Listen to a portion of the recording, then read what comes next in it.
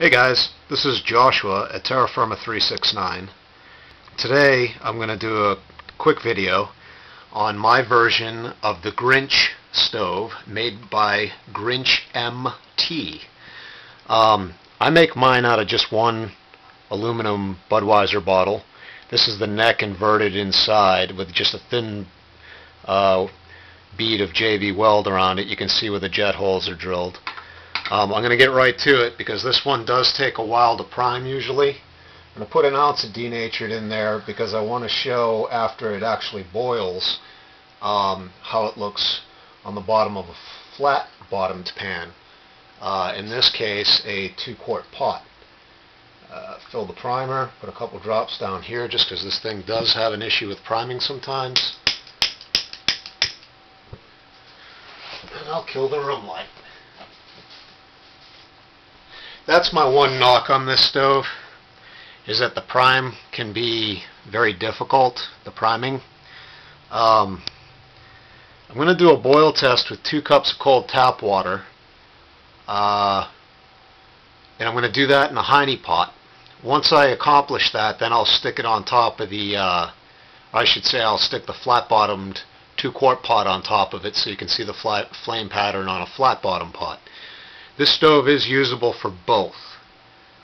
As I said, the only difficulty with it sometimes is the priming time. It's got to vaporize that denatured alcohol so that it comes out the jets. Sometimes it needs a little bit of wind actually. In this room there's no fan on or anything, so just to get it to kick over. But it'll kick over on its own here, it looks like, in about a second. The only knock I've had on it, like I said, is the priming. This was a good prime. I've actually seen them where they take a lot longer than this to kick over for this particular model. I'm thinking about installing a bonded fiberglass wick around the base of it just to see if I can improve priming time. Now when you see the flame kick up, you're going to notice that the pattern will look very large for a Heiney Pot. And yes, when it's burning free, it is very large for a Heiney Pot, but when you put a Heiney Pot on top of it, it squelches the flame enough that it's actually a controllable thing. Check this out. See, there's the flame pattern. Put the Heiney Pot on there. Now granted, it does come up along the sides there at first. You'll notice it'll calm down pretty well here soon. You know, you got heat conduction going up through the water in the Heiney Pot, so that cools it off pretty quick. We're going to see what we get for a boil. I'm guessing 5 to 6 minutes, although it does have a pretty good flame pattern. And as I said, once it's done doing that, we'll put a flat-bottomed pot on top of it, just to show that it can work with both.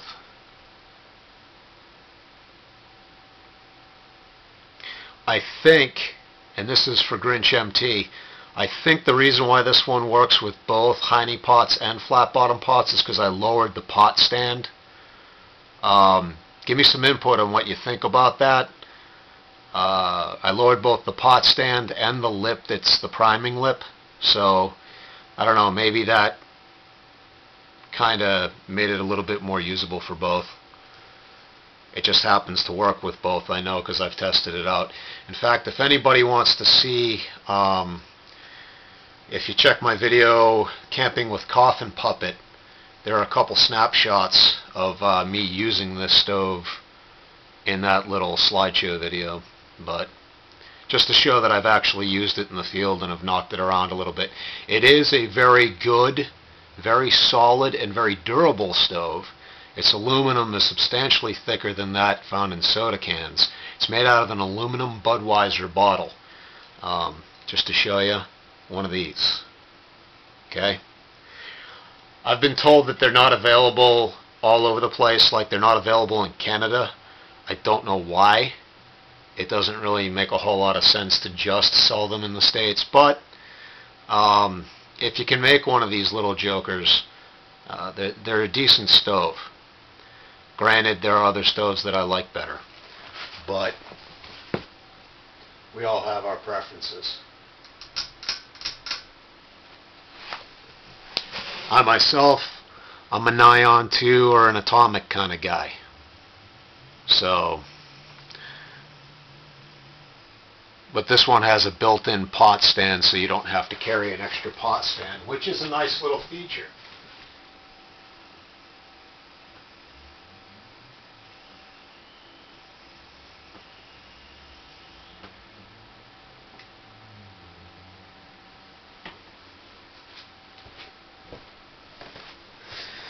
You'll notice I'm not using a windscreen, but that's because, as I said before, at least now, there's no fan going. So, I figure that it's a fair trade-off. A windscreen probably would decrease boil time, but I'm not looking to set any kind of records. You know, this is just my version of the stove I've seen on YouTube. It's a good stove. I got no knocks against it, except for, like I said, the priming. Alright, we're just a little over 3 minutes here.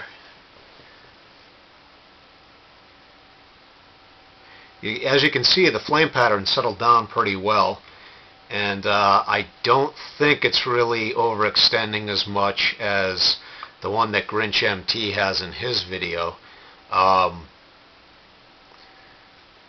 Grinch, I think your stove was probably going a little hot with that windscreen around it.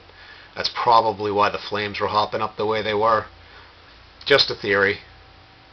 Could also be the fact that instead of running a 16-8 pattern like you do, I run an 8-8 staggered pattern on the whole pattern.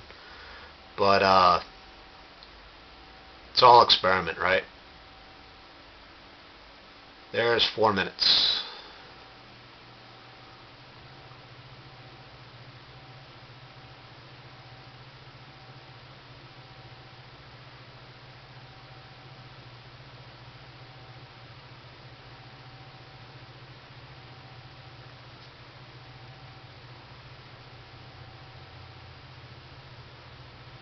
So I'm sorry I haven't got a video up more recently than this guy since the last one, but I live in northern Florida and we've had quite a bit of interesting weather as of late. Quite a bit of lightning, and I've been a little bit busy with other things, so I'll ask to be excused on that one.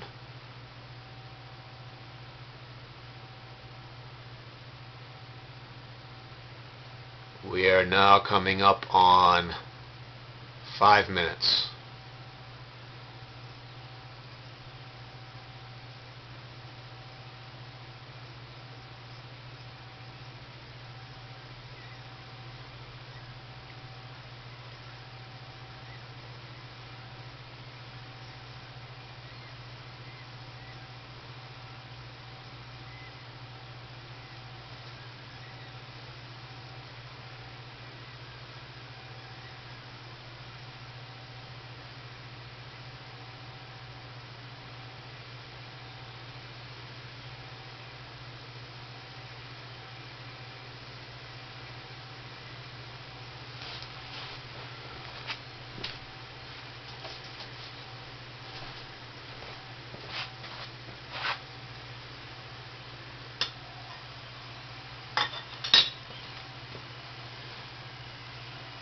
We are now at 6 minutes.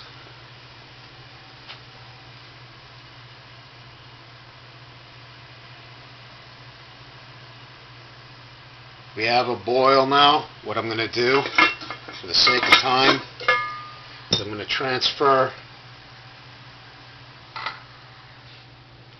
the water from here into a flat bottom pot to give you an idea of the flame pattern on a flat bottomed pot.